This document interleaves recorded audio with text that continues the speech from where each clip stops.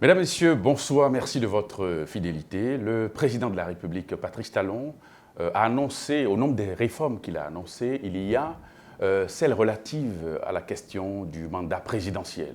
C'est vrai que pendant la campagne et après son investiture, il s'est personnellement engagé à ne faire qu'un mandat. C'est vrai, en face, il y a aussi ceux qui ne sont pas favorables à cette approche-là, qui ne sont pas pour le mandat unique. Le débat est déjà présent dans les esprits et ce soir, dans ce studio improvisé, nous allons le faire. Et déjà sur ce plateau, nous avions Prince Serge Agbodjan, il est juriste. Prince, bonsoir. Bonsoir, ami Prévet, bonsoir aux téléspectateurs. Vous êtes partisan du mandat unique. Oui. Nous avions le professeur Léon Biobigou, il est acteur politique, il est aussi partisan du mandat unique. Bonsoir, professeur. Bonsoir, cher ami, bonsoir tous ceux qui sont là aujourd'hui pour prendre part à ce débat qui engage l'avenir de notre pays. Alessandre Moutondi, il est contre le mandat unique. Bonsoir, monsieur le ministre. Bonjour, monsieur Théo. Sans folie, notre confrère, journaliste, directeur de publication du quotidien Nouvelle Tribune. C'est vrai que ce soir, il est plutôt dans le rôle d'acteur de la société civile. Il est également contre le mandat unique. Monsieur Folly, bonsoir. Bonjour, je Prévet. Je suis éditorialiste, j'analyse et je fais des observations et je prends position parfois. Bon, je suis à l'aise lorsque vous me dites que je suis contre. Cette émission est co-animée par l'ORTB Canal 3, Bénin. André Dossa, bonsoir. Bonsoir à Prévet, bonsoir chers amis téléspectateurs, bonsoir à ce public très alléchant. Nous espérons que les contributions seront à la hauteur de la qualité de ce parterre de personnalités que nous avons devant nous. Et on peut observer déjà dans la présentation que la question du mandat unique passionne. Absolument. Au nombre des idées de réforme annoncées par le chef de l'État, elle est bien celle qui passionne le plus. Et la deuxième émission, initiée par WANEP et Osiwa et Canal 3 OTB, porte justement sur le thème « Quid du mandat unique ». Nous avons 4 invités, 2 de chaque côté, c'est-à-dire des pour et des contre. On va ouvrir le bal avec justement ceux qui sont pour, parce que pour être pour, sans doute, il faut savoir de quoi il s'agit, il faut connaître le contenu du projet. Prince Agbodjan, j'ai envie de vous demander, vous êtes pour ce projet, cette idée de mandat unique proposée par le président Patrice Talon. Pourquoi donc êtes-vous pour ? Merci. Je commencerai d'abord par dire que pour que l'analyse sur cette réforme-là se fasse bien, il faut qu'on règle un certain nombre de préalables. Le tout premier, c'est qu'il faut déjà chercher à déconnecter la personnalité de l'initiateur du programme par rapport au débat. Parce que lorsque vous voulez forcément dire que c'est le président Talon qui a initié ce programme, on a déjà une analyse biaisée parce que pour des raisons politiques, pour des raisons que tout le monde connaît, on peut être contre lui. On peut être contre sa logique, donc on peut être fondamentalement contre la réforme. Donc il faut d'abord lever cette position-là déjà pour que le débat soit plus simple. Deuxièmement, comme préalable, je pense qu'il faut qu'on soit conscient, clair, que de toutes les façons, dans aucun pays du monde, qu'on a initié des réformes, ça s'est toujours soldé par l'arbitrage du peuple. Autrement dit, lorsque nous allons faire les débats, on ne pourrait pas certainement sortir en disant tout le monde serait pour. Forcément, c'est le peuple souverain, comme on l'a connu en 1990, qui dira son dernier mot. Et donc, lorsque nous sommes conscients de ces 2 préalables, il n'y a plus de passion dans le débat. Nous sommes obligés de faire une analyse claire, logique, pour soutenir nos arguments. Ceci étant, pourquoi Serge Prince est pour? Je dirais fondamentalement pour. Parce que partout ailleurs, une révision d'une constitution a, pour moi, deux objectifs. Il y a ce que j'ai appelé, moi, la révision de confort. La révision de confort, c'est que tout le monde le fait et nous voulons le faire. La deuxième, c'est que nous avons une révision d'intérêt. Et dans la révision d'intérêt, j'ai 2 options. Il y a la révision d'intérêt individuel que nous avons autour de nous, vous observez, des gens révisent pour rester. Et vous avez une révision d'intérêt collectif. Et ça se base sur des analyses précises, sur des points de vue clairs. Et je pense que la réforme sur le mandat unique est beaucoup plus dans la logique d'une révision d'intérêt général. Et ça m'amène à faire le diagnostic qui a été le diagnostic repris par le programme du candidat Talon, je crois, à la page 5, lorsqu'il disait que 25 ans de vie constitutionnelle de notre pays, on a retrouvé un certain nombre de situations. Premièrement, le président de la République que nous avons élu à l'image de notre constitution de 1990, 25 ans après, nous est apparu comme quelqu'un qui était fort et qui pouvait engloutir tout le monde. Et tous les Béninois aujourd'hui savent que, avec l'expérience des 25 ans, nous sommes arrivés à une situation où le président avait la main sur la Cour constitutionnelle, qu'on soit objectif, qu'on observe les décisions, constate que toutes les institutions de la République sont plus ou moins à son école, je vais dire, et ensuite, il y a une certaine superpuissance. Superpuissance, il décidait de tout ce qu'il voulait, et les contre-pouvoirs n'existaient presque pas. Ça, c'est une analyse logique que les Béninois partout savent. Et donc, il faut donner une réponse à cela. Et parmi les réponses, il y a une multitude de réponses dans laquelle nous avons le mandat unique. C'est pour ça que lorsque nous voulons faire le débat sur le mandat unique, si on parle du mandat unique à l'étape actuelle de notre Constitution, là où nous sommes, on pourrait dire qu'il ne faut jamais l'essayer.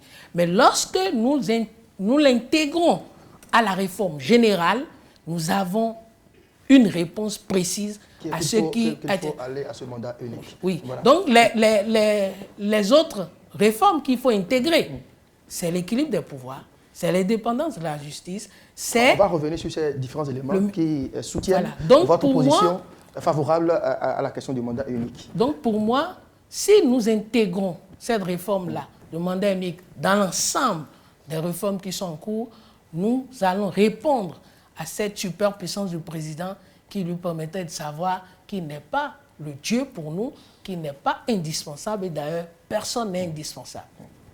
Léon Biot-Bégou, quelles sont les raisons pour lesquelles vous soutenez ce projet? Je vous remercie. Question de principe pour aller un peu dans le sens de mon collègue. Il faudrait qu'on comprenne que dans l'histoire politique d'un pays, à chaque étape de son évolution, a le chef de l'État, le président qu'il mérite. Nous avons mérité le général Mathieu Kérékou au moment où on devait le mériter. Nous avons mérité Soglo au moment où on l'a mérité. Et nous avons mérité le docteur Yahi Boni. Et aujourd'hui, nous méritons le président Patrice Talon. Parce que cela tient compte des situations politiques, économiques, sociales, culturelles. Et par rapport au mandat unique, ça peut avoir deux acceptions. On peut bel et bien maintenir deux mandats, mais lui dit, moi je viens pour des questions de telle dimension, moi je viens pour mettre un peu de l'ordre à un certain nombre de choses, mais je n'en ferai qu'un seul. Première acception. Deuxième acception par rapport à l'ensemble du processus historique de notre pays, dit, mais il faudrait qu'on puisse faire une sorte de rupture par rapport au passé et expérimenter quelque chose qu'on n'avait jamais eu, un mandat unique.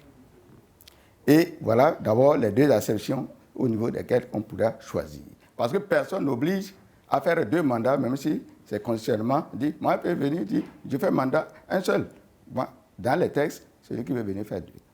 Il y a l'autre acception, et moi j'adhère à la deuxième acception, par rapport justement à l'analyse que nous devons faire en ce qui concerne l'intérêt général, et non voir les choses par rapport aux personnes, aux individus, qui sont éphémères. Nous allons tous partir, le pays reste. Et c'est par rapport à cela qu'il faudrait analyser les faits de façon sereine pour voir dans quel sens va l'intérêt pays. D'accord. Qu'est-ce qui peut servir l'intérêt pays? Alors, Et les raisons, je vous les donnerai au moins en 3 points lorsqu'on arrive à ce niveau. D'accord. Alors, docteur Alessandro Moutongi, est-ce que les insuffisances, les abus du régime de fin suffisent à eux seuls pour que l'on en arrive à choisir de revoir le statut du mandat présidentiel? Merci beaucoup, Monsieur Prévert. Théo, j'ai écouté avec beaucoup d'intérêt ce que le professeur Léon Biobigou et Prince Serge Aboudian viennent de dire. Moi, je ne demande qu'à être convaincu. Si vous ne savez où vous allez, vous ne devez jamais oublier d'où vous venez. Je prends 3 choses essentielles. L'article querellé, l'article 42 de notre Constitution, dit quoi? Il y a 2 alinéas. On dit le président de la République est élu au suffrage direct pour un mandat, écoutez-moi, pour un mandat de 5 ans, renouvelable une seule fois. 2e alinéa, en aucun cas, nul ne peut faire plus de 2 mandats. Venons-en directement à cela. Je souhaite que le débat soit intellectuel. D'abord, une proposition que vous faites ne vaut pas sa proximité avec la réalité, c'est-à-dire les préoccupations vécues par le peuple au nom duquel vous parlez. Et également, par sa pertinence, c'est-à-dire si ça résout effectivement un problème et par son opportunité. Je vais sur le plan historique et socio-politique, disons socio-historique. La perception du chef par le Béninois est d'abord à prendre en compte dans ce que nous faisons. Et l'option que nous avons faite en 1990, qui est celui d'un régime présidentiel fort. Ce que je viens d'entendre, les reproches que je viens d'entendre, j'appelle ça des reproches génétiques. C'est comme si on me reprochait d'être noir. Je suis noir parce que je porte ça dans mon gène. Les spécialistes, juristes, quand on a fait l'option du régime présidentiel fort, on ne peut pas reprocher au président d'être surpuissant. Si après 25 ans d'exercice, nous constatons que le régime présidentiel n'est pas ce qui nous convient, puisque notre boulimie de démocratie, et cela est juste, je le veux moi. Je veux tout changer, ici et maintenant. Monsieur le médecin, lorsque je veux toucher à la moelle, au plus petit organe du corps humain, je commence à me dire, mais quel est le rôle de cet organe? Si en l'enlevant, je peux le remplacer par quelque chose de meilleur. C'est des questions d'opportunité, des questions de pertinence. J'ai appelé ça, entre-temps, le vrai faux problème des réformes. Parce qu'en réalité, je suis réformateur moi-même.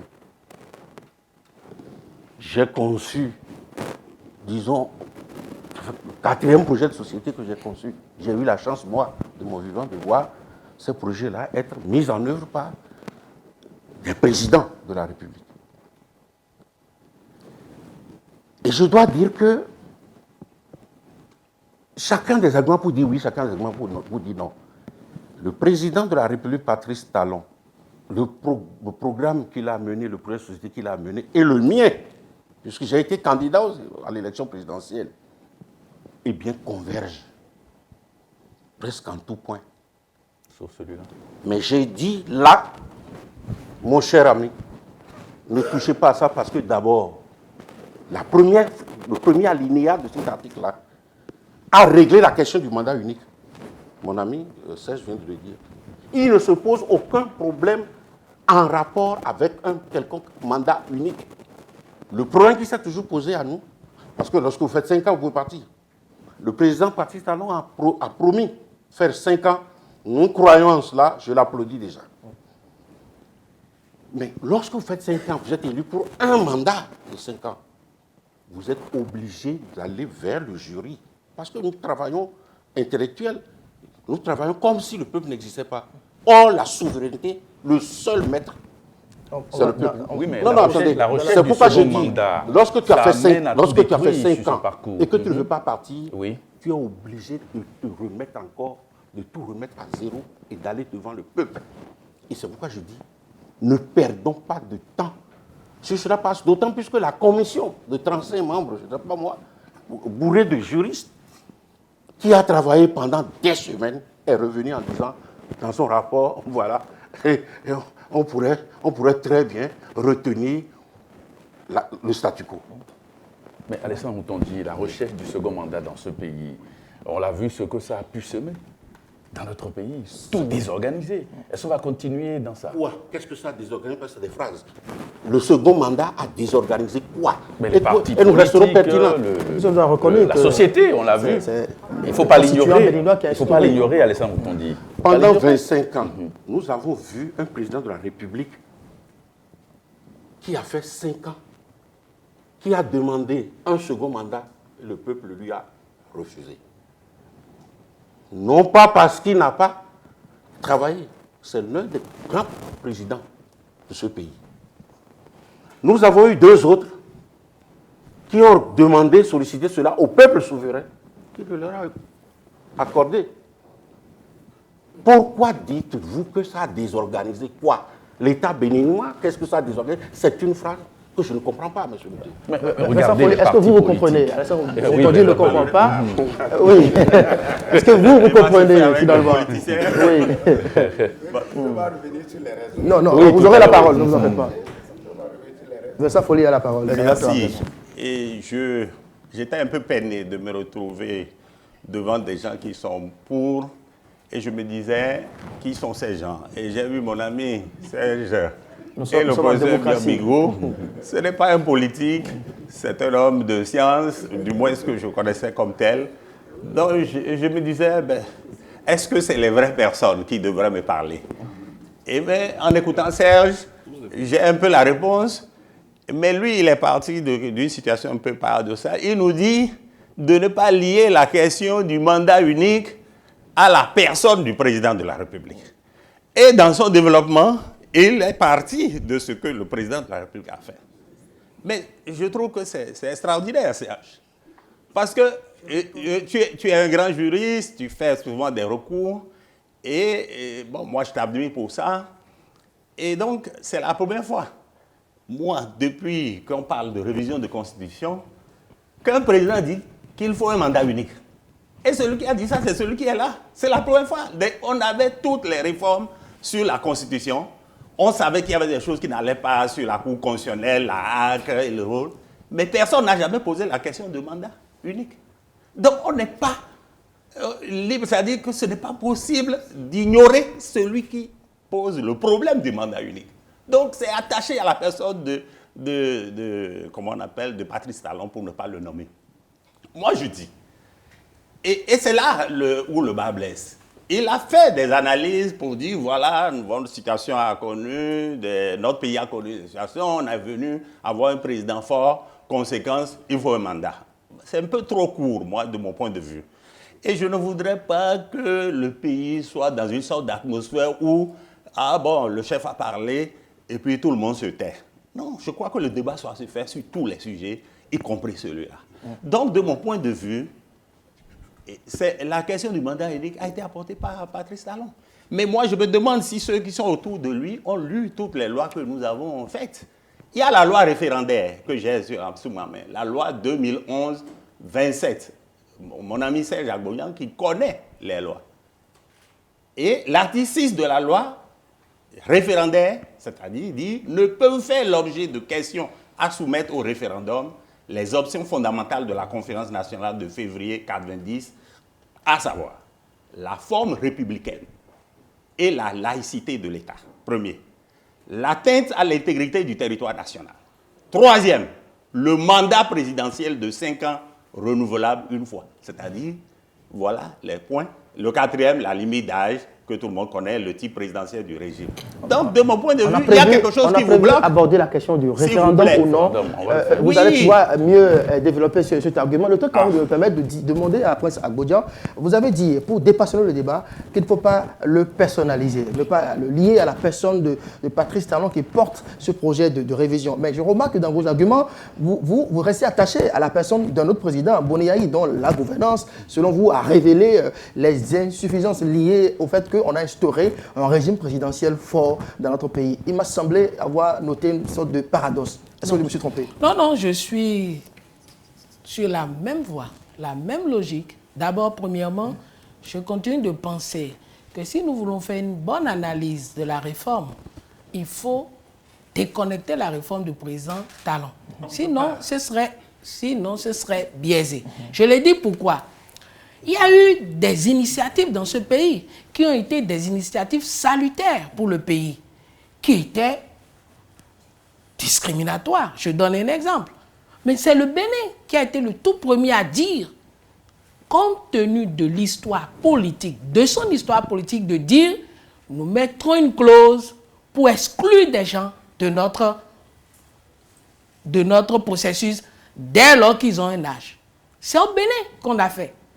On n'a pas lié cette réforme à ceux qui l'ont initiée. Parce que c'est une réforme qui a guéri le Bénin et qui a donné une certaine stabilité au pays. Parce que, tout le monde sait dans l'histoire politique béninoise que le Bénin a été instable parce qu'il y avait trois aînés qui se partageaient le pouvoir. Et on tournait autour d'eux. Et ces trois étaient à la conférence nationale.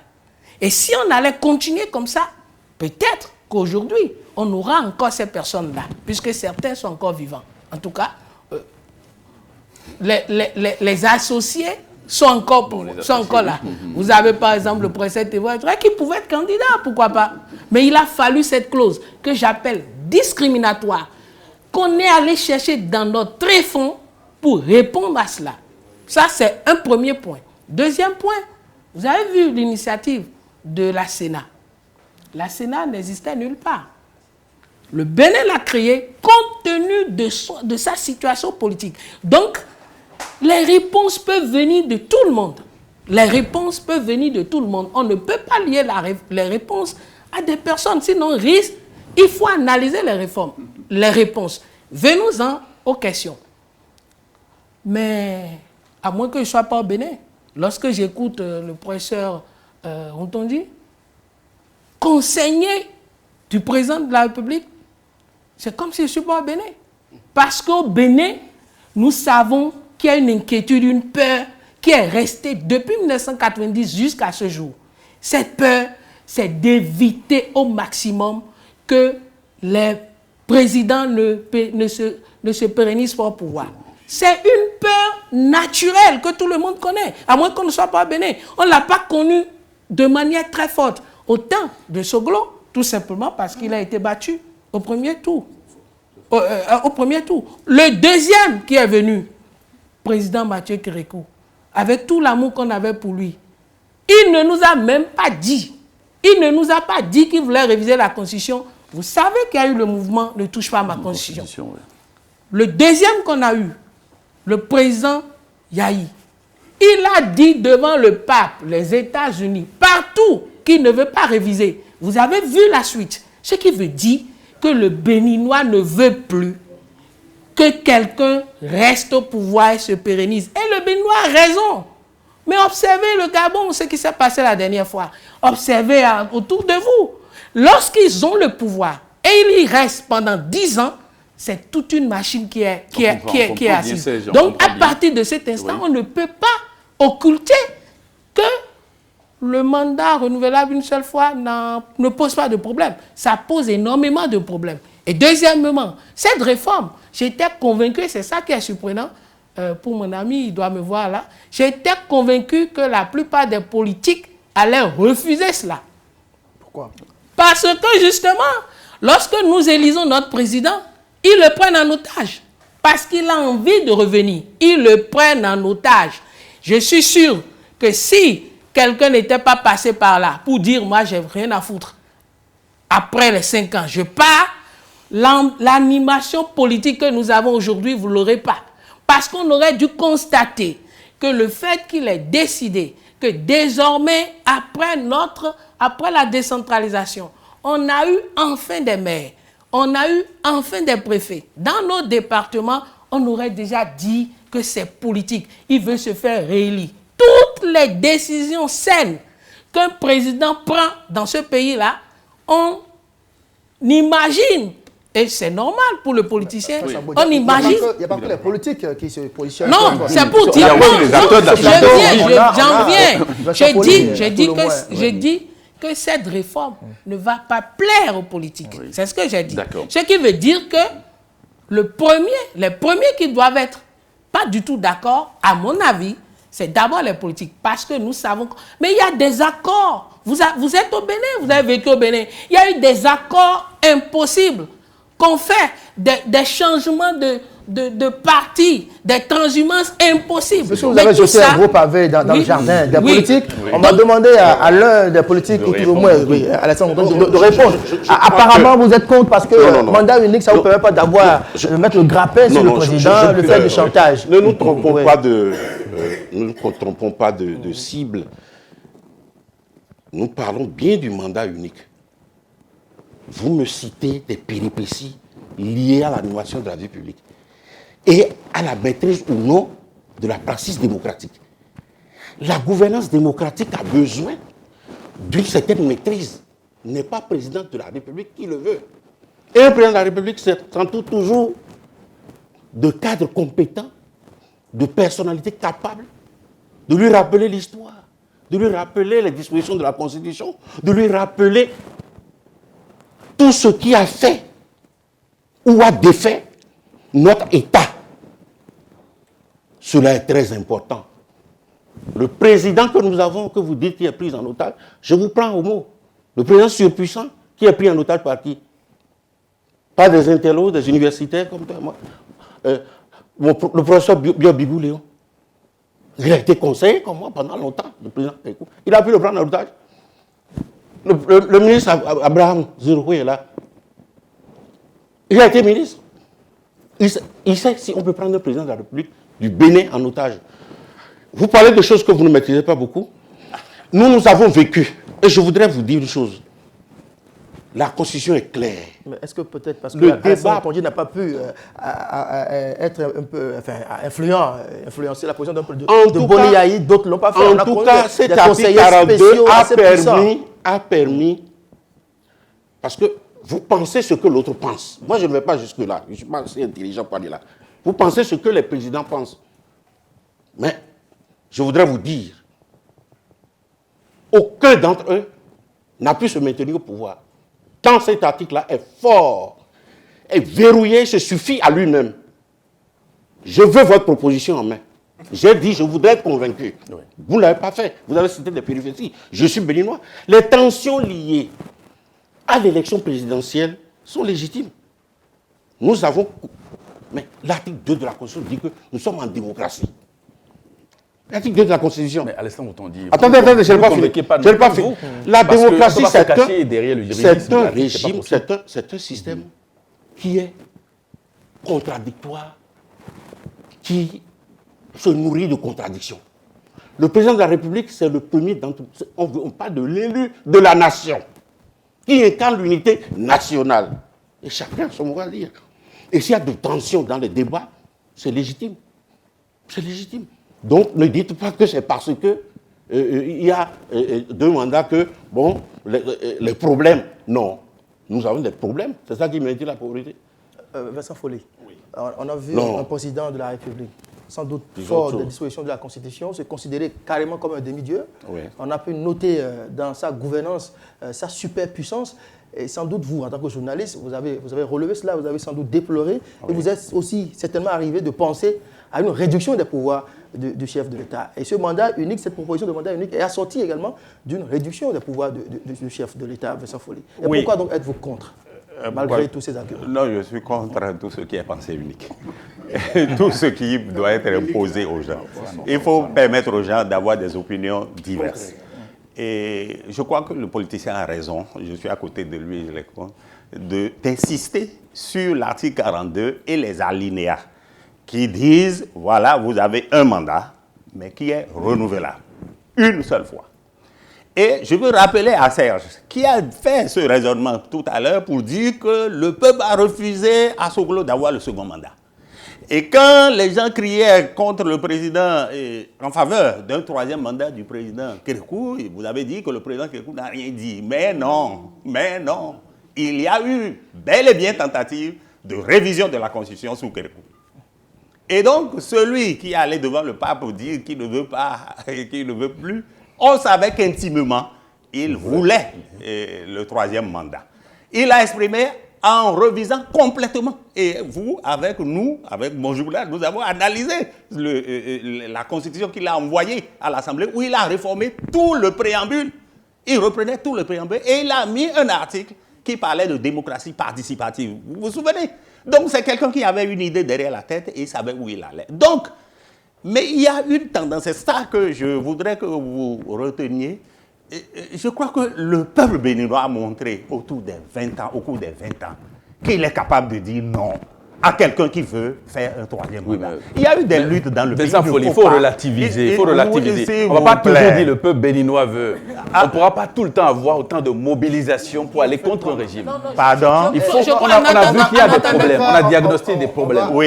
Maintenant, il faut trouver des solutions. Non, en attendant de laisser le... Attendez. On va pas rester là. Non, en attendant de laisser le... Je crois que le politicien a raison de dire qu'il y a une partie d'années qui concerne réaction de quelques citoyens que nous avons interrogé. Professeur Biobigou, vous avez la parole sur ça anime. Aspect de la parole par rapport aux raisons. Tout à fait. J'ai dit, voyons, menons les débats de façon sereine, que chacun apporte sa part de vérité pour permettre justement au peuple souverain de choisir le moment venu. Parce que quand on dit constitution, loi, ceci, cela, il n'y a que deux documents qu'on ne révise pas. C'est la Bible et le Coran. Encore qu'il y a le Nouveau et l'Ancien Testament. Donc, qu'on soit clair par rapport à ces questions-là. Et notre Constitution, vous savez très bien dans quelles conditions en 1990 cela a été fait. Qu'on le veuille ou pas, il y a eu, qu'on a pris des mesures en tenant compte de la situation de l'époque. Voilà pourquoi je dis il faudrait apprécier les choses en tenant compte de l'évolution. 25 ans après, l'adoption de notre Constitution, on ne peut pas dire quand même que c'est un texte... Non, tout le monde est d'accord, mais c'est la manière dont on veut, de façon opportuniste, qu'on veut réviser les choses qui causent problème. Voilà pourquoi je dis, par rapport, pourquoi je suis pour le mandat unique de 7 ans. Mais il y a des conditions. On arrivera par rapport à cela. Oui, il y a des conditions, on arrivera par rapport à... D'abord, les raisons.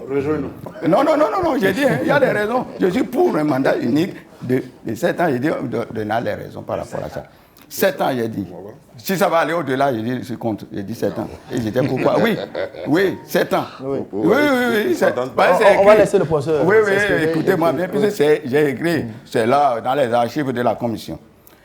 D'abord, quand on regarde l'évolution de notre pays et dans la sous-région, par rapport à nos constitutions, qu'est-ce qu'on remarque? On sent une certaine tendance de créer des réseaux de chefs d'État de révision opportunistes. Et lorsqu'ils ont le premier mandat, la première préoccupation, c'est comment faire pour avoir un second mandat. Qu'est-ce que cela fait gagner au peuple? Qu'est-ce que cela fait perdre au peuple? Qui calcule cela? Lorsqu'ils ont le second mandat, vous pensez que par rapport à ces articles-là, qui a jamais dit de façon libre, par sa propre volonté, voici ce que j'ai les tendances. Nous sommes au Bénin, regardons-nous en face, disons-nous la vérité. On fait dire des choses par personne interposée. Est-ce que quelqu'un vraiment qui connaît le Bénin peut dire que même au temps du général Mathieu Kérékou, j'ai été son conseiller technique. Quand il a fini le second mandat, et il n'y a pas eu les tentatives de révision pour revenir. Qu'est-ce que cela a coûté au peuple? Qui l'a évalué? Lorsque le président Yahi Boné est arrivé, il a fait les 2 mandats. D'abord, déjà le premier mandat, par rapport au second mandat qu'il cherchait, c'est dans la Constitution, mais il a eu. Mais les articles là sont là. Qu'est-ce que ça a pu changer au niveau de son comportement dans cette tentative de révision pour perdurer? Et c'est pour cela qu'il dit, il faudrait que on a déjà l'expérience des deux mandats. Et on a vu que les 2 mandats ils finissent par rapport au respect des textes on a la Constitution. Mais qui a pu évaluer ce que le Bénin a perdu dans cette tentative de tripatouiller la Constitution pour revenir encore? Qui a pu évaluer cela? Voilà pourquoi je dis 1. Éviter qu'on soit contre les réseaux de chefs d'État révisionnistes de Constitution. Deuxième raison, il faut que les élus, les présidents élus, soient affranchis de ces soucis, de ces contraintes, de désir d'un second mandat. D'un second mandat. Et troisième, tenons compte de l'évolution de la jeunesse. Et lorsqu'on veut autant voir multiplier, que ce soit les mêmes qui soient là, vous pensez que la jeunesse béninoise va toujours rester tranquille par rapport à ça? Et dernier élément par rapport à ces raisons-là, pour, comment on appelle, pour que ce débat puisse rentrer dans les cœurs des gens, il aurait fallu qu'on fasse un bilan de ce que le Bénin a pu gagner ou que le Bénin a perdu dans cette tentative de tripatouillage pour pouvoir revenir. Ça, c'est des questions de fond. Merci. Voilà pourquoi il y a le public qui brûle d'impatience de prendre la parole, mais avant, nous irons à la régie, on va écouter quelques citoyens qui, au micro de Emmanuel Niabou, se sont prononcés sur la question. Ça dépend de chacun. Par exemple, le mandat unique, bon, d'autres trouvent que comme inconvénient, c'est que bon, le président vient et fait ce qu'il veut. Il sait qu'il n'a qu'un seul mandat à faire. Et dans tout ça, là, on n'est pas sûr donc, qu'il soit sérieux. Mais ce que je voudrais dire, au-delà du mandat unique ou de cela, c'est d'abord la prise de pouvoir par les partis politiques. Ce que nous n'avons pas jusqu'à aujourd'hui depuis la démocratie. Tous ces pays développés, ils ont compris qu'un seul mandat ne peut pas permettre à un président vraiment de jouer le rôle ou bien dans l'ambition qu'il a pour son pays, que cette ambition qu'il puisse la réaliser, que ça ne suffit pas. Donc si tous ces pays ont compris cela, je crois que le mandat unique, pour venir au Bénin également, le mandat unique ne peut pas permettre à mon président, mon cher président, M. Patrice Talon, de réaliser le rêve qu'il a pour notre pays. Je pense que le monde va très vite aujourd'hui. 5 ans, c'est assez court pour faire, pour bien faire.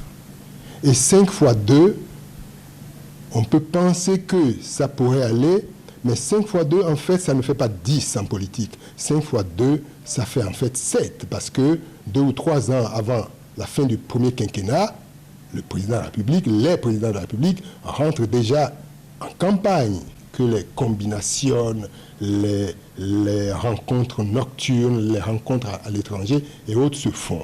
Donc je militerai, moi, bien entendu, en dehors des questions techniques et réservées aux constitutionnalistes, je militerai pour un mandat de 7 ans. L'initiateur, il faut avouer que le président de la République actuelle, c'est un opérateur économique. Et nous notons que le mandat unique tel que prôné, nous n'avons même pas encore vu le test, depuis le président de la République de ses prérogatives pour soi-disant qu'il faut un équilibrage des pouvoirs dans les institutions. Je dirais la transparence et puis la veille citoyenne. Ce sont ces 2 éléments qui assurent l'équilibre et la séparation des pouvoirs. Donc ce n'est pas forcément les tests. Je constate que ce qui amène la crise dans ces pays, c'est surtout le renouvellement de mandat. Ou des présidents qui sont à la fin de leur mandat, qui ne veulent pas partir parce qu'ils ont pris goût, un tant soit peu au pouvoir et qui veulent rester par tous les moyens. Et quand je compare ces événements à ce qui s'est passé chez nous, surtout en 2006 et en 2016, je fais le constat qu'il nous faut vraiment mettre des balises pour que, à l'avenir, que ces événements qui ont secoué les pays de la sous-région ne nous arrivent pas. Moi, c'est pourquoi je suis pour le mandat unique. Mais je ne suis pas pour le mandat unique juste pour ces faits-là. Si on doit faire un mandat unique, il faut nécessairement mettre des balises. Il ne faut pas que ça soit nécessairement un président qui vient au pouvoir et c'est une fois au pouvoir qu'il commence par se chercher pour élaborer un programme de développement ou je ne sais pas quoi. Mais il faut nécessairement mettre des balises. Il faut que chaque président qui doit venir au Bénin sache, qu'on sache à l'avance, un président qui doit faire 5 ans ou 7 ans, de telle année à telle année, doit savoir ce qu'il faut faire. C'est moi qui ai posé la question de savoir, mais excellent Monsieur le Président, je suis tout à fait d'accord de votre option de faire un mandat unique. C'est élogieux, c'est courageux, parce que lorsqu'on va au palais là, il y a tellement de choses à concocter, il y a des choses à partager. C'est une grande rivière. Au point où quand on arrive là, on n'a pas l'intention de sortir. Mais vous avez dit, même s'il y a quelque chose d'extraordinaire là, moi je vais faire 5 ans. C'est courageux. Mais 5 ans et l'imposer au peuple béninois me semble être une dictature. Ce n'est pas une bonne chose. Et qu'est-ce que vous avez répondu? Il a dit, bon, mais lui, que c'est son option à lui. Si il propose au peuple béninois et le peuple béninois refuse, qu'il n'a pas à imposer.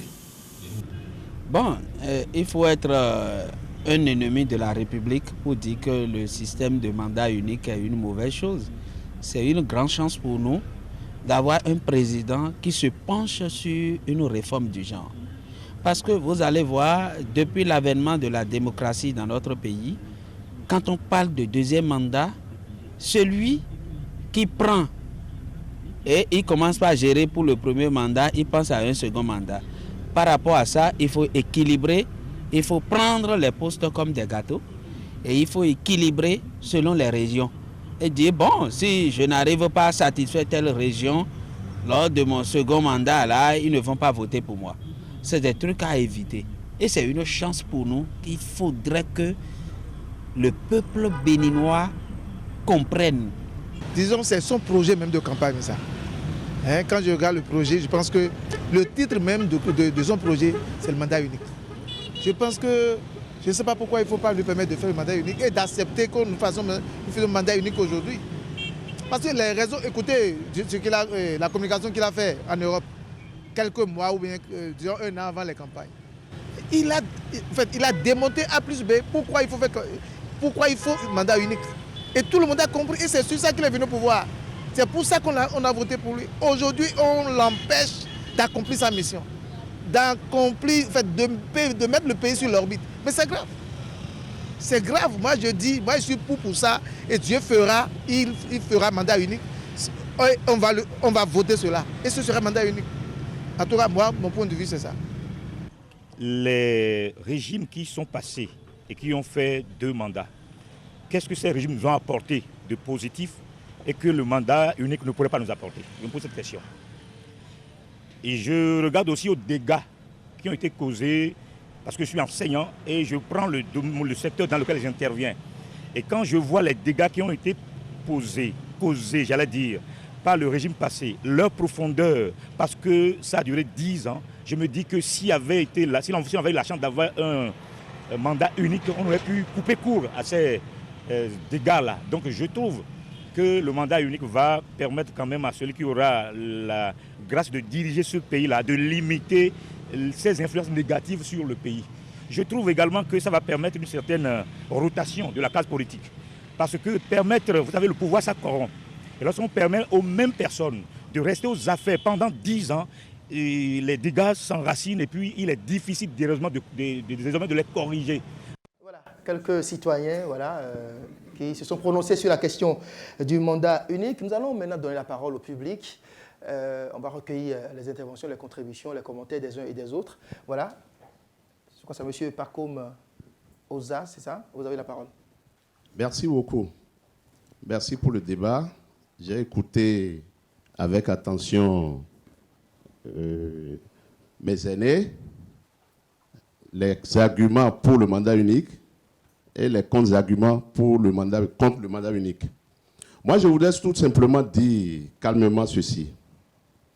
Il est temps, je sais que la politique béninoise est héritière de la tradition française politique. Vous allez constater là-bas, en France, que c'est toujours les mêmes qui tournent autour du pot. Et il est temps qu'on pense à un renouvellement de la classe politique. Tout à l'heure, j'ai écouté avec délectation la dernière partie de l'intervention du professeur Biobigou qui parlait de renouvellement de la classe politique. La jeunesse est là et vous regarde, vous les aînés. C'est une bombe. Elle aussi, elle veut prendre part à l'exercice du pouvoir. Le mandat unique permet une certaine rotation des élites. Le mandat unique permet à ce que de nouveaux talents émergent et fassent leurs armes.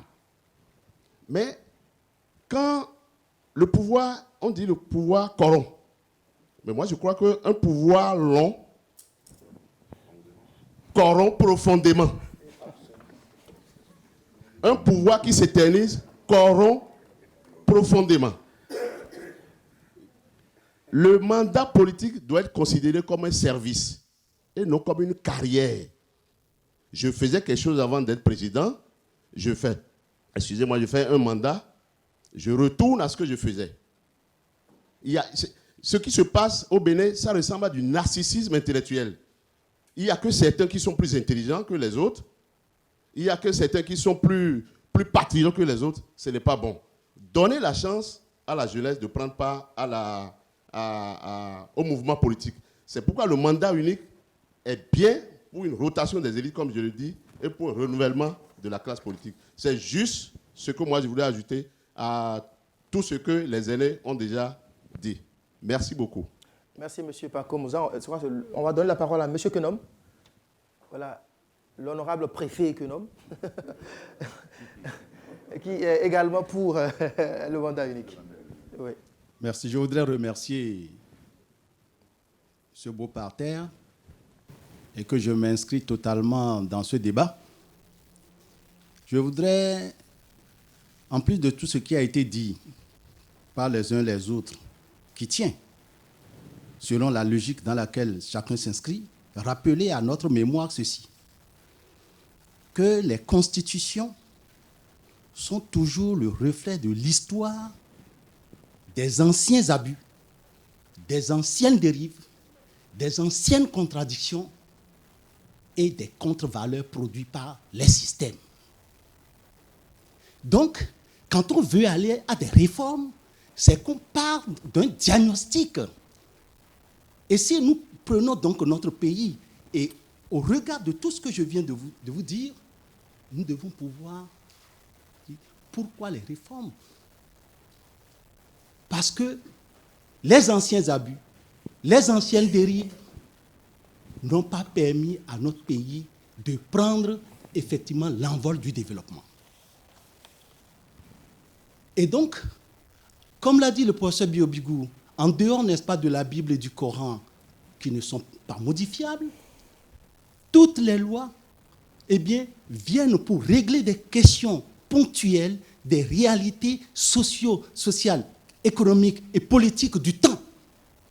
Et comme on le dit, en Grèce, on dit, mais la Constitution, quelle Constitution, pour quel pays, et pour quelle Grèce, et pour quelle époque? Et donc, très brièvement, vous allez voir que pendant 2 décennies, si je prends seulement même un quart de siècle, 25 ans, vous avez vu que notre système a produit des effets totalement négatifs, parmi lesquels je cite la politisation à outrance de notre administration, 2, le clientélisme du système partisan, et qui a provoqué finalement la démultiplication des partis politiques, toute chose qui est contraire, n'est-ce pas, au développement. Ne pas parler seulement que des partis politiques, mais de toutes, n'est-ce pas, de toutes les structures de notre pays. Je veux aller aux syndicats, je veux aller aux organisations de la société civile. On ne peut faire un développement dans un éclatement comme ça. Alors, donc, c'est partant de là, sur cette base-là, qu'on regarde et on se dit, est-ce qu'il y a nécessité de réformer et il y a nécessité de redresser? On ne parle pas d'un mandat unique vitae aeternam. Non, on parle d'un mandat unique qui vient à une époque donnée pour régler les situations auxquelles nous sommes confrontés aujourd'hui, couper court avec le clientélisme politique qui a transformé tous les hommes, tous les partis politiques et les hommes politiques dans leur élan de transhumance qui ne stabilise pas notre Parlement et les différentes institutions, le clientélisme à outrance qui fait que les institutions ne se portent pas bien parce qu'ils veulent faire la volonté du chef qui les a nommés. Donc, il y a nécessité de réformer. Je crois que c'est pour ça que je suis partant. Merci, Vincent Kenom. On passe à la parole, cette fois-ci, à ceux qui sont contre. Herman Metton, il est juste derrière vous. Voilà, monsieur Herman Metton, vous avez la parole. On va essayer de faire un peu court parce qu'il nous faut aborder le deuxième axe de ce débat. Herman Metton, vous avez la parole. Merci. Quoi qu'on dise, le mandat unique a ses avantages et ses inconvénients. Les deux mandats également pareils. Maintenant, si le président Patrice Talon veut faire un mandat, il n'a qu'à faire un mandat et partir. Mais laissez le peuple choisir parce que quoi? Aujourd'hui, j'invite les hommes politiques et les différentes personnalités à une vérité. Elles sont nombreuses à être contre les personnalités, mais vu la puissance de celui qui porte cette réforme, elles ne veulent pas s'extérioriser pour dire voilà ce qu'elles pensent parce qu'on se dit il est puissant, quand il fonce, il va réussir. Je ne veux pas me retrouver parmi ceux-là qui ne vont pas le supporter au risque de me voir à côté, ne pas bénéficier de quelque chose. Parce que lorsque vous voulez faire un mandat unique, c'est bon, vous êtes courageux, mais ce courage-là, on n'a pas encore vu ce courage-là après les 6 mois. Parce que celui qui veut faire un mandat unique n'a pas une oreille attentive pour le peuple. Parce que je ne vais pas revenir devant vous pour demander quelque chose. Que cela marche ou pas, je fonce et je vais. C'est pourquoi moi je dis, je suis foncièrement contre le mandat unique parce que, pour finir, le professeur Léon Biot-Bigou, il a dit qu'il est pour le mandat unique, mais il ajoute 2 ans, 7 ans. Donc quand ça fait 7 ans, alors nous rentrons déjà dans le second mandat, un peu dans le second mandat. Donc il n'est pas loin de 2 mandats. Merci. Donc je vous remercie. Merci Herman Metton. La parole au ministre Sono. Le ministre Sono, il est juste devant ici. Voilà. Et je voudrais rappeler à M. Prince Apoudian qu'il est parfaitement dans son rôle, c'est un technicien. Et il y a quelques années où j'occupais les mêmes positions que lui, j'avais les mêmes habitudes. Mais je me suis rendu compte que s'il avait eu la chance vraiment de côtoyer les politiques, la condition c'est pour les politiques. Donc on ne peut pas dire qu'il ne faut pas que les politiciens, c'est eux qui doivent pratiquer, il faut qu'ils soient d'accord, eux qui doivent animer. Non, le peuple c'est qui? Le peuple est abstrait. C'est vous, c'est moi. C'est nous qui donnons la direction au peuple. Tout au long, c'est-à-dire on ne peut jamais dissocier la révision de la Constitution, les aînés l'ont déjà dit, de l'histoire, de l'initiateur et du contexte. C'est impossible. Et lorsqu'on rentre dans ces éléments-là, on se rend compte que nous connaissons déjà les dérives du deuxième mandat, etc. Mais on imagine les dérives aussi du mandat unique. Quelqu'un vient de le dire. Et on ne peut pas, compte tenu de notre histoire, en 1990, on a voulu un régime présidentiel de type fort. C'est nous qui l'avons voulu. Pourquoi? Compte tenu de tout, il a fallu le général paix à son âme en 1972 pour mettre fin au coup d'État. Et c'est suite à ça qu'on a trouvé qu'il fallait avoir un régime présidentiel de type fort. Aujourd'hui, les réformes du président Talon, aujourd'hui, si ce n'était pas un président fort, il ne pouvait pas faire ce qu'il est en train de faire. Et il fonce, il sait qu'il a un seul mandat. Il fonce, il n'écoute même pas. Tout le monde est revenu sur l'histoire de l'université, la carte universitaire, vous avez vu comment ça s'est réglé. Il y a beaucoup de choses, on ne va pas revenir là-dessus. Donc c'est pourquoi je dis, nous imaginons pour le moment les dérives du mandat unique. C'est pour ça que moi je dis, tous les ingrédients sont réunis aussi en termes de contexte par rapport à 2006, 2013, pour qu'on mette la balle à terre et qu'on réfléchisse. C'est pourquoi moi je dis, quand on me dit mandat unique, et on va rééquilibrer le pouvoir entre les institutions, la seule chose qui garantit le rééquilibrage et l'indépendance des pouvoirs, c'est la transparence. Lorsqu'il y a la transparence dans les élections, vous voyez comment ça se termine. Et la veille citoyenne.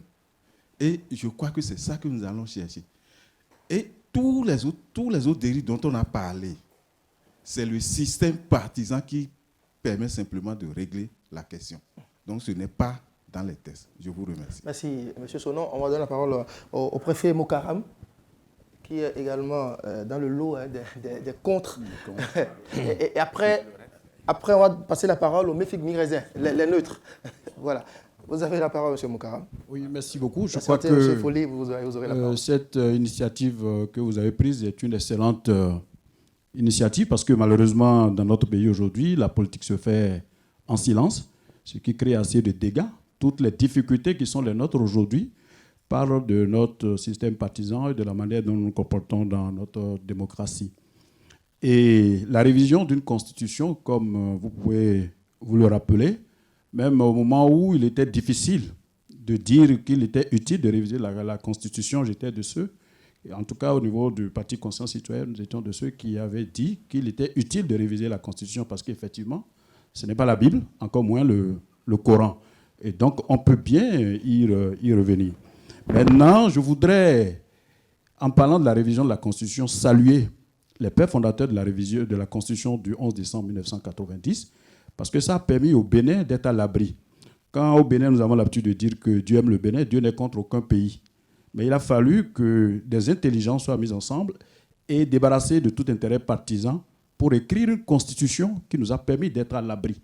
Et donc, si nous devons réviser, et il est utile de réviser, c'est qu'il faut faire mieux que ce qui a été fait le 11 décembre 1990. Et venant à la question du mandat unique, le véritable problème qui est le mien et qui est celui des camarades de mes camarades au niveau du parti, c'est que quand on parle du mandat, il faut se référer au souverain primaire, c'est-à-dire le peuple, qui en dernier ressort doit pouvoir vous conférer un mandat. Et quand il vous confère le mandat, vous devez avoir alors aussi présent à l'esprit, toutes les fois où vous bougez, de savoir est-ce que vous arrimez aux préoccupations majeures de ce peuple et d'y retourner vers lui le moment opportun. Et deuxième chose, tout développement se fait dans la durée. Si le président Mao avait fait un mandat, la Chine ne serait pas là où elle est aujourd'hui. Et c'est pareil au niveau de la France et partout ailleurs où le développement s'est opéré. Et donc, même parlant du président Patrice Talon, à partir déjà des pas posés depuis les 7 mois qui est là, moi j'ai dit quelque part que les Béninois ont trouvé chaussures à leurs pieds parce qu'il était utile que la rigueur républicaine, il était utile qu'un certain nombre de valeurs puissent refaire surface dans notre pays. Et donc, pour le travail qu'il est en train de faire, et dont lui-même a dit que le peuple béninois va le porter en triomphe en fin de mandat, à l'heure où nous voudrions, où on serait amené à le porter en triomphe, pourquoi veut-il que celui qui a réussi à faire bouger le pays vers le sens du développement, qu'on puisse arrêter là quand le peuple voudrait bien encore qu'il revienne? On peut accepter, on peut lui concéder le fait que de sa propre volonté, il veut quitter. Allez demander aux Sud-Africains, ils vous diront tout leur regret du fait que Nelson Mandela n'a fait qu'un seul mandat. Donc je voudrais, pour finir, dire que l'essentiel du problème que nous avons, et sur lequel nous avons envoyé nos propositions à la commission Diogbenou, et tout ce que je dis là tient du fait de ce que nous sommes encore à l'étape des réflexions. Donc c'est pour dire que le véritable problème que nous avons au niveau de notre démocratie, c'est lié au système partisan. Et si nous réussissons à régler le problème du système partisan, nous réglerons le problème de mandat. Merci, Mokaram Badarou. On va écouter successivement M. Alé Adiou, Ziziropé, Abraham Ziziropé et Michel Alopo. M. Adiou, vous avez... Voilà. Je suis convaincu que la plupart de ceux qui sont ici, pour ne pas dire tous ceux qui sont ici, sont convaincus, comme moi, qu'il faut réviser enfin la Constitution de 1990. Il me vient à l'esprit une petite situation que la Norvège a vécue. Ils avaient mis dans leur constitution que celui qui remplace le roi est un fils. Et le roi dont il était question à ce moment-là n'avait pas de fils. Ce n'était que des filles. Mais parce que la Constitution n'a parlé que de fils, on s'est adressé au peuple. Et le peuple a ouvert, est passé du masculin au féminin, à tous les enfants. Fils comme filles. Nous avons évoqué beaucoup de raisons qui justifient la révision non opportuniste de notre Constitution. Donc, je passe là-dessus. Tous les camps sont d'accord pour qu'on révise la Constitution. Qu'est-ce qu'on y met? Je partage avec les deux camps qui ont dénoncé la faiblesse du système partisan, etc., etc. Mais quid du mandat unique? C'est ça la vraie question. De la part des uns et des autres, j'ai observé que la préoccupation, c'est le peuple souverain. Je ne partage pas avec le ministre Sono qui a posé la question, c'est quoi le peuple? C'est qui le peuple? Non. C'est le peuple qui est détenteur du pouvoir d'État. C'est lui que nous consultons. C'est lui que la classe politique béninoise a trahi pendant les 25 ans. Il faut se dire la vérité. C'est lui que nous devons servir. Les hommes politiques doivent être des serviteurs. Rien de plus, rien de moins. Il faut donc redonner au peuple sa place. Alors moi, ma question, elle est celle-là. Si on prend un mandat unique, qu'est-ce qu'on fait du pouvoir de sanction que détient le peuple? Je ne suis pas d'accord avec mon prédécesseur qui, en se basant sur ce constat, dit il ne faut pas aller vers un mandat unique. Moi, je dis oui pour un mandat unique, mais à la seule condition qu'on remette quelque part. Quand et comment doit-on redonner au peuple son pouvoir de sanction? Que les législateurs, que les réformateurs réfléchissent à cette question-là. Sinon, alors que notre démocratie est déjà suffisamment malade, nous allons tomber simplement dans ce que j'appelle du démocraticide. Voilà. Merci, ministre Aliou. La parole à Maître Abraham Zéziloué. Merci. J'ai suivi avec intérêt le plateau qui est suffisamment équilibré. Je remercie les journalistes. Alors, moi, il y a deux aspects de la question. Il y a le fond, le mandat unique, pour ou contre. Il n'y a pas de choix idéal. Il n'y a pas de choix idéal. Chaque choix a ses avantages et ses inconvénients. Notre rôle à nous, c'est de débattre suffisamment pour éclairer le peuple, pour que le peuple puisse faire son choix. C'est ça, hein, toutes les questions, c'est l'argumentaire. Vous savez, la tendance forte en Afrique, c'est la tendance féodale, dynastique, rester au pouvoir à vie. Est-ce que, pour nous moderniser, est-ce que nous continuons dans ce sens-là? Le président Senghor l'a dit, il a été le premier à dire, il faut limiter les mandats. Si vous ne limitez pas, vous avez des mandats à vie. Donc, il y a un mouvement de limitation des mandats et notre pays a innové en limitant le mandat présidentiel à 5 ans, renouvelable une fois. Ça a été une innovation. Et les gens, des responsables des pays alentours n'étaient pas contents de voir à ce qu'on limite. Bon, les gens ont copié le Bénin, tout le monde allait dans ce sens. J'ai suivi avec intérêt le développement de mon ami le docteur Routondi, quand il parlait des 3 présidents. Mais il n'est pas allé au bout de sa logique. Il a parlé du président Soglo, qui a fait 5 ans, somme toute, Il a parlé du président Kérékou, je parle de la période du renouveau, hein, je ne suis pas allé au-delà. Le quart de siècle. Un seul a fait 5 ans. Les 2 autres ont fait chacun 10 ans. Quand nous prenons aujourd'hui le bilan de ces 3, malgré les dérives, certaines dérives du président Soglo, tout le monde reconnaît aujourd'hui que c'est le mandat qui a apporté le plus aux Béninois. Il faut aller au bout du raisonnement. Ça veut dire que en faisant 2 mandats, rien n'est acquis. Au contraire, on se réfère au peuple.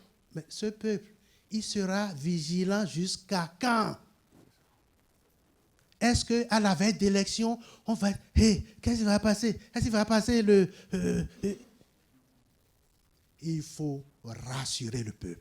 Il faut des institutions fortes qui rassurent. Il ne faut pas qu'on soit lié à la personne de celui qui est là pour dire il va passer le pouvoir, il ne va pas passer le pouvoir. Il faut tirer leçon de ces 25 ans. Des 3 présidents, le seul mandat qui a encore laissé quelque chose, c'est celui qui a fait 5 ans.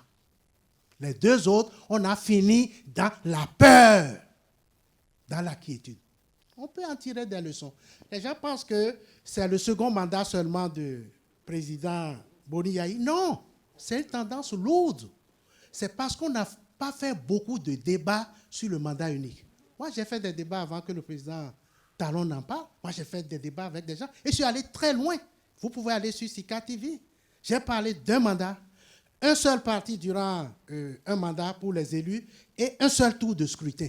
J'en ai parlé sur les trucs. Parce qu'il y avait une sorte de pagaille dans l'animation de la vie politique. J'ai écrit sur les partis politiques. Je voudrais dire, pour le mandat unique, il ne faut pas le prendre de façon isolée. Prendre ça, non, c'est dans un ensemble.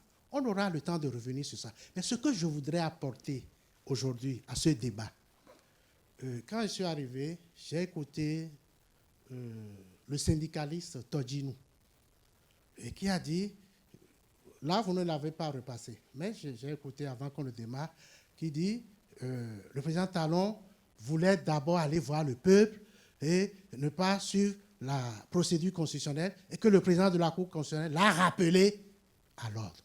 Je voudrais faire une distinction. Peut-être que le pouvoir en place n'a pas suffisamment expliqué. Dans les différents référendums, il y a ce qu'on appelle le référendum consultatif. Il y a plusieurs types de référendums, constituants, législatifs, révocatoires, tout ça. Il y a ce qu'on appelle le référendum consultatif. Ça veut dire quoi? À ce niveau, on n'a pas encore engagé la révision de la Constitution. C'est une question d'intérêt national, une question particulière, comme c'est le cas aujourd'hui, parce qu'il ne faut pas que ce soit le mandat unique, que ce soit l'arbre qui cache la forêt. C'est ça qui fait débat. Qu'est-ce qu'on peut faire? En référendum consultatif, l'autorité peut demander au peuple qu'est-ce qu'il pense du mandat unique. Ce n'est pas encore la révision constitutionnelle. Il y a ce qu'on appelle les actes préparatoires. La commission Djogbenou, le travail que cette commission a effectué, ça fait partie des actes préparatoires. Une autorité peut consulter le peuple sur un point de réforme, de pouvoir. Le mandat est dit, puisque ça fait débat, uniquement. C'est une enquête pour recueillir l'avis du peuple sur cette question. Le peuple peut dire oui, et il peut ne plus mettre ça dans son projet. Le peuple peut dire non, etc. Donc, ce type de référendum, on peut dire, bon, ça va coûter cher, parce qu'on va faire plusieurs référendums. On va dire quelle est la base illégale, etc. pour ça. On trouvera la base illégale dans la Constitution. Donc, il y a ce qu'on appelle le référendum consultatif. Il ne s'agit pas de prendre tout le projet, toutes les réformes pour aller d'abord devant le peuple. Ce n'est pas de ça qu'il s'agit. Il ne faut pas qu'on quitte ici, qu'on a dit, que Ziziropoy a dit qu'il faut aller devant. Je nous connais. Je dis sur une question comme celle-là, du mandat unique, ça peut faire l'objet d'un référendum consul. Merci. Vous avez anticipé sur le deuxième axe de ce débat. Nous n'avons plus beaucoup de temps. On va y revenir. Le temps quand même de permettre au dernier intervenant qui s'est inscrit, le pasteur Michel Alokpo, de nous dire en 1 minute, s'il vous plaît, pasteur Alokpo, ce que vous pensez de cette question. Merci, chers amis. Tout le monde est conscient que notre système politique est en crise. Et les causes de cette crise, on le sait tous, c'est le système partisan. C'est la transhumance politique qui amène à la création des partis politiques tous azimuts dans notre pays. Les mouvements qui se disent mouvements politiques, qui se réveillent à la veille des élections, je pense qu'au-delà du système partisan, il y a le fait que les chefs de l'État veulent s'éterniser au pouvoir. Est-ce que c'est à propos de mandat unique ou de mandat que les chefs d'État se pérennisent au pouvoir? Nous avons vu, nous le voyons autour de nous, des chefs d'État qui ont fait 30 ans, 20 ans, 15 ans, qui changent la constitution de leur pays comme ils veulent. Mais le véritable problème, c'est de verrouiller, si c'était 2 mandats, c'est de verrouiller la Constitution pour empêcher le président de la République de tenter de réviser à nouveau cette Constitution pour revenir pour un 3e mandat. Et je pense que quand j'ai écouté le ministre conseiller Routondi, qui est membre de la coalition au pouvoir aujourd'hui, je m'étonne. Je m'étonne qu'il puisse avoir une position contre le mandat unique. Et ça me pose des questions. Je me suis posé cette question par rapport aux autres membres de la coalition. Le président Talon est venu au pouvoir, non, au premier tour. C'était une coalition de partis politiques qui l'a porté au pouvoir. Que disent les membres de cette coalition? Quel est l'avis des membres de cette coalition? Les autres membres de la coalition aussi ont une société de société qu'ils ont proposée à la nation. Est-ce que le président de la République a fait une concertation entre ceux-là qui l'ont apporté au pouvoir pour proposer ce projet de mandat unique? Parce que pour aller à la révision d'une constitution, il faut qu'on ait un consensus. Je trouve que le consensus ne se fait pas autour du mandat unique. Si c'est le choix du peuple, j'adhère. Mais dans les 2 cas, mandat unique ou non, nous, on ne veut pas qu'un chef d'État se pérennise au pouvoir. Comment faire pour empêcher qu'un chef d'État se pérennise au pouvoir? Est-ce que c'est en faisant l'option d'un mandat unique ou de 2 mandats?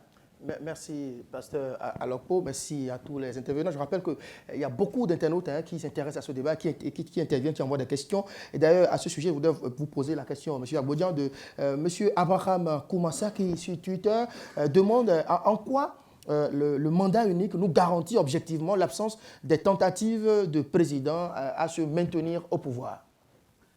Je commencerai d'abord par dire que lorsque il faut analyser, il faut tenir compte de la réalité de ce qui se passe. Moi, je ne suis pas de nature à cacher, à jouer. Je dis les choses parce que je suis resté au Bénin, j'observe. Lorsqu'on me dit que la transparence est gage de succès, de contrôle d'un président, vous avez vu avec nous comment l'élection, le second tour du président Yahya Boni s'est réalisé. Avec un chaos qui continue à poser des questions ici. Et pourtant, il y avait les institutions qui l'ont proclamé. Pour dire que la meilleure manière pour nous de sortir les Béninois de cette peur, c'est de faire exactement comme on a fait en 1990. Aujourd'hui, personne ne doute du départ de quelqu'un lorsqu'il a 10 ans. On ne doute pas. Et personne ne doute du fait que si tu n'as pas l'âge qu'il faut, tu ne peux pas être candidat. On ne doute pas parce que les Béninois sont guéris de cela. Pour le mandat, il faut que nous ayons une position qui guérisse définitivement les Béninois. Lorsque nous allons dire, messieurs et madame, lorsque vous prenez notre pouvoir, vous n'avez que 5 ans à faire, la maladie est guérie, selon moi. Et nous pensons que nous pourrons avancer. Venant maintenant à la question posée par l'internaute relative à sa manière. Oui, c'est-à-dire demande en quoi est-ce que le mandat unique vous garantit. Voilà. Je disais à l'entame de mon intervention que lorsque vous prenez le mandat unique ex nihilo, il est dangereux. Mais lorsque vous le replacez dans le contexte des réformes, il est à l'aise. Je donne des exemples. Vous avez un régime présidentiel dont le pouvoir judiciaire est complètement autonomisé. Réforme du Conseil supérieur de la magistrature. Mais c'est important. Les magistrats se sont toujours plaints. Leur nomination est politique. Leur évolution de carrière est politique. La réforme dit, nous sortons cela et nous manifestons cela par le retrait du président du Conseil supérieur de la magistrature. Un niveau. Deuxième niveau, on dit la Cour constitutionnelle telle qu'elle est aujourd'hui, où le président norme, le bureau de l'Assemblée norme, et nous avons une majorité politique.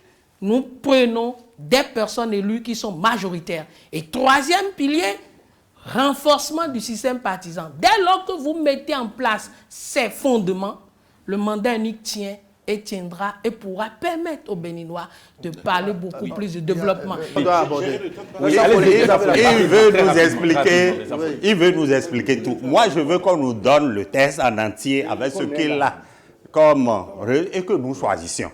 Mais je me réjouis de ce que le président Abraham Jizoroho tout à l'heure ait donné l'agenda presque que nous soupçonnions.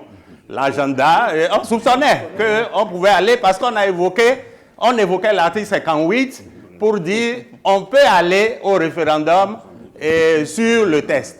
Maintenant, le président Abraham Jizoroho vient de nous dire, moi j'ai bien compris, que le référendum sera un référendum consultatif, il a dit.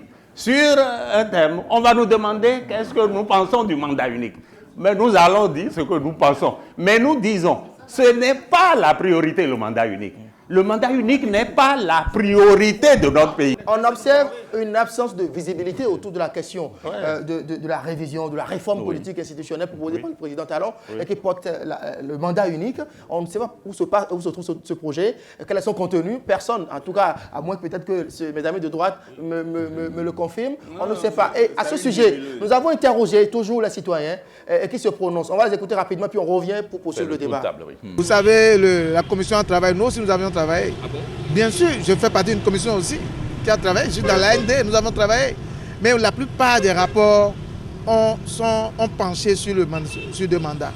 Peut-être que c'est ça qui fait qu'il y a un silence à son niveau. Mais moi, je ne suis pas pour. Je ne suis pas pour. Vous êtes pour le mandat unique? Je suis pour le mandat unique. De combien d'années? 5 ans, même pas 7 ans.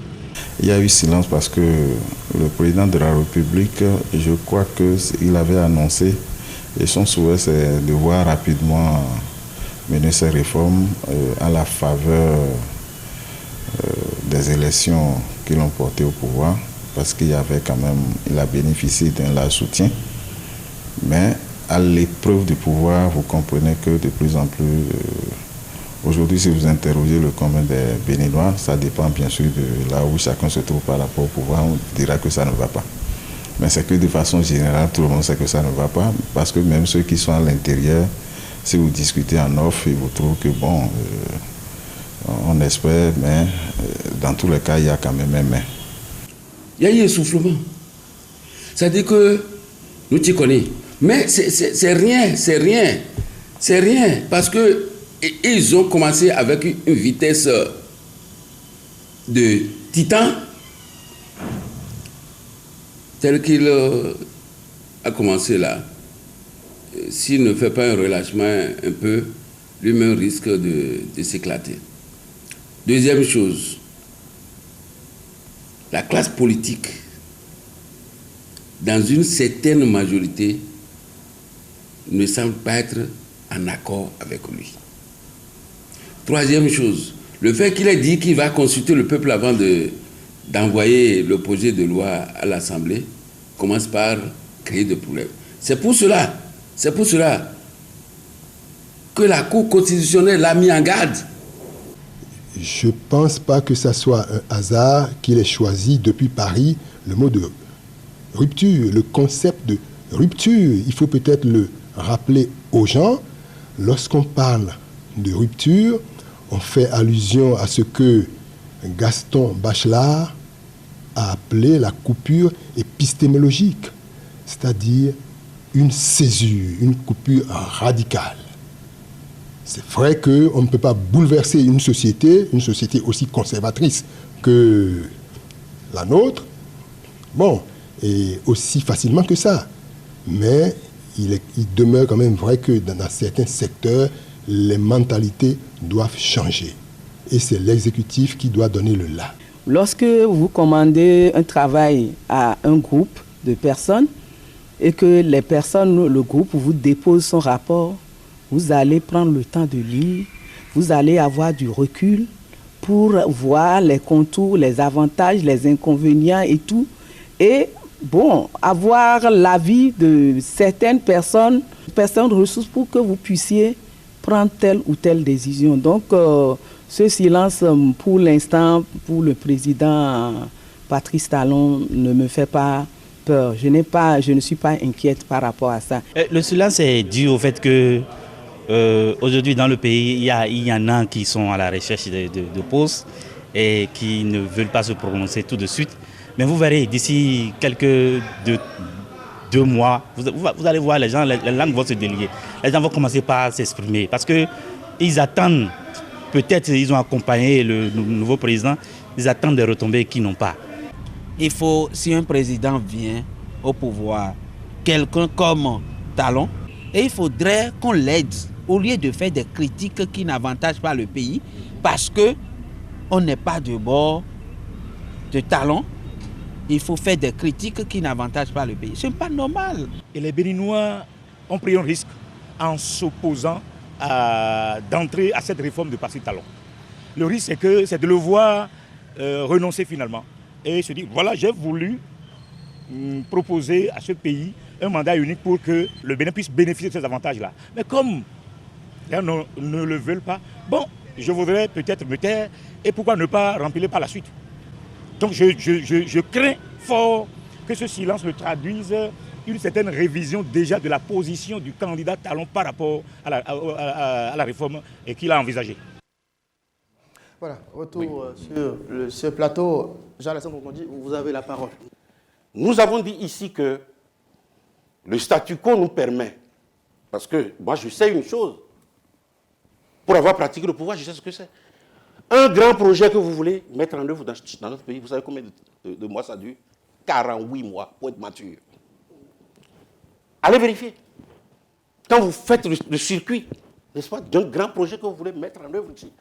Et là, c'est un planificateur, le ministre d'État. 48 mois.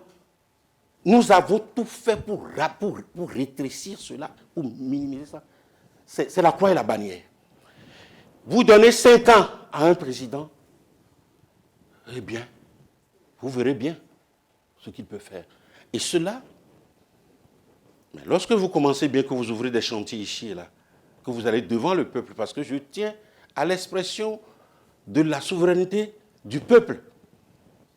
Ça s'exerce par ses représentants, l'élu évidemment du peuple, d'accord, mais il y a des étapes où il faut questionner le peuple. Et c'est pourquoi le constituant de 1990, que je salue, a vraiment pensé à tout. J'ai dit, il y a des choses plus importantes que ça.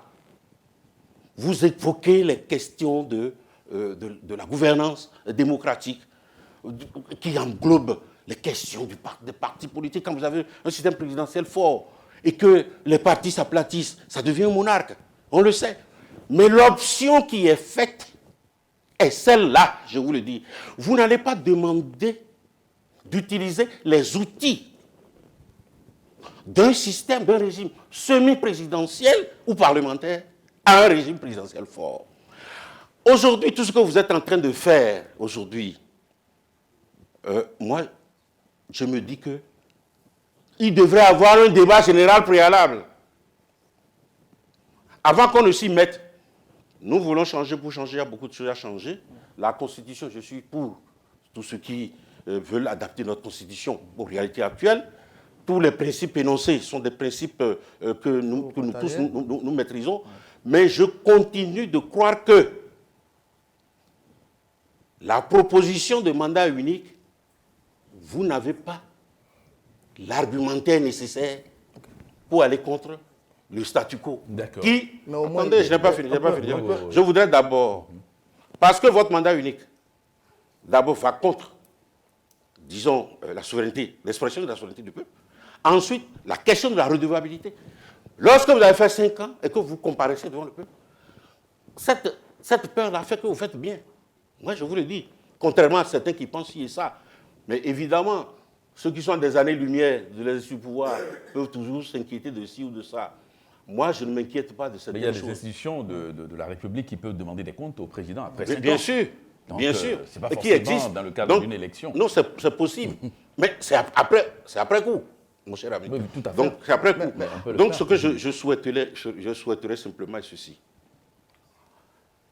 Nous avons 1000 problèmes à régler. Commençons par choisir les plus urgents, les prioritaires, ceux qui sont des urgences différables, et ensuite les accessoires. La question de la modification de l'article 42 est une question pour moi superflue. D'accord. C'est ce que Vincent Folli, nous sommes quasiment problème. au terme de cette émission. Votre mot de la fin? Non, on aura d'autres plateaux pour revenir sur d'autres sujets. J'espère bien, mais je reste un peu sur ma fin parce que nous ne sommes pas véritablement entrés dans le fond du débat pour voir l'argumentaire des uns et des autres. Et nous avons des arguments contre le mandat unique, je n'ai pas pu développer. Oui, le diagnostic posé par... Lorsque notre ami voulait nous écarter du débat en disant qu'il ne faut pas le lier à la personne, je dis non, parce que c'est cette personne qui a la première fois posé le problème, je l'ai dit, du mandat unique. Et c'est lié à une analyse qu'il a faite, une analyse qui est personnelle et qu'on peut critiquer. Parce que le diagnostic qu'il a posé, parce que le président Yahi a eu à faire des dérives au cours de son deuxième mandat, il faut donc arrêter le premier. Et donc, j'ai écouté le président Zimbabwe qui dit le seul qui a fait quelque chose ici, c'est le président Soglo qui a fait 5 ans. Donc, en 5 ans, on peut réaliser beaucoup de choses. Et le raccourci est fait pour dire il vaut mieux faire 5 ans et passer en 5 ans, on arrive à finir. Mais c'est faux. Mais je crois que l'analyse est un peu courte et il faut approfondir pour aller plus loin. Jacques Bodian, au cas où le projet n'aboutirait pas, quelle serait la réaction du président? On va demander, dans son mot de fin, qu'il veuille bien nous dire un mot sur le fait qu'il n'y a pas de visibilité sur ce projet et sur le processus. Ça n'existe pas pour l'instant. Je commencerai d'abord par lever... très rapidement, parce que le temps est parti. Lever un mécanisme que la Constitution n'a pas prévu et qui semble être dite. La Constitution béninoise n'a jamais prévu que, à la fin d'un mandat, il faut aller devant le peuple. Non. La preuve est que lorsque vous décidez de faire les 5 ans, vous partez. La Constitution a plutôt prévu des mécanismes pour faire le contrôle chaque fois que vous évoluez. Et si vous regardez les idées de réforme qui sont, c'est de renforcer ces mécanismes-là. Vous prenez la Haute Cour de justice. La Haute Cour de justice aujourd'hui ne fonctionne pas. Si nous voulons que le mandat unique fonctionne, il faut permettre à ce que celui qui commet la bêtise, qu'on a constaté depuis 25 ans, puisse être devant cette haute juridiction, donc lever les options politiques. Maintenant, venant aussi à la position, moi je suis complètement à l'aise parce que je sais que entre le peuple béninois, moi le peuple béninois que j'observe, un peuple très intelligent et comprend mieux que nos politiques. Vous avez eu la réponse la dernière fois où ils se sont vus, ils ont calculé le nombre et ils ont dit, nous sommes déjà présidents. Le peuple leur a montré qu'ils ne sont pas présidents. L'exemple est là. Donc, je veux dire que et je l'ai dit à l'entame, le peuple béninois est très bien mûr et comprend mieux ses préoccupations. Il va falloir qu'on l'écoute et qu'on ne lève pas des barrières, qu'on ne soulève pas des questions du style loi référendaire pour empêcher le peuple à se prononcer. Le peuple doit se prononcer là-dessus. Il faudra aussi que le projet soit disponible. Oui, maintenant, venons au projet. Très rapidement. Oui, venons au projet. Je suis tout à fait d'accord.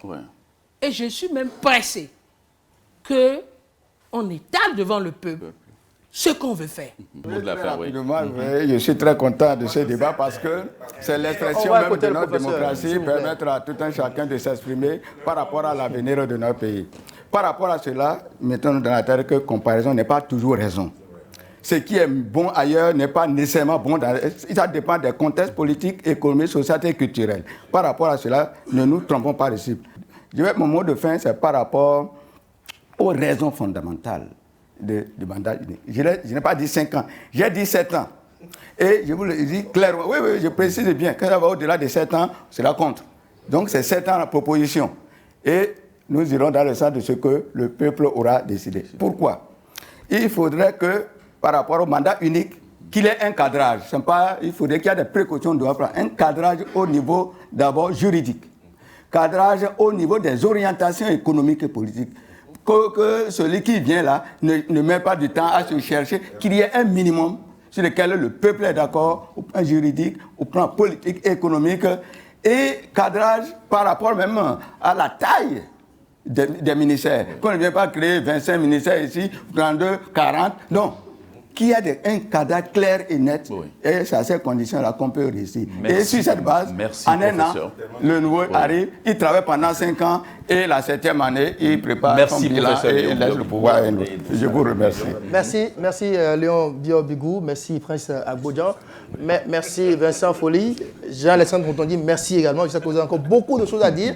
Et puisque le débat se poursuit, c'est qu'on va certainement se retrouver. Merci également à tous ceux qui sont intervenus dans le public, merci à tous ceux qui sont venus. Je regrette un peu qu'on n'ait pas pu donner la parole à la jeunesse, et Dieu sait qu'il y en a suffisamment dans cette salle. L'initiative Réforme en débat se poursuit. Ce n'est que la 2e édition, et cette 2e édition a porté sur le thème quid du mandat unique. On abordera d'autres aspects des réformes proposées par le président. Merci de nous avoir suivis, chers amis téléspectateurs. Merci Prévert. On va se retrouver incessamment. Au revoir.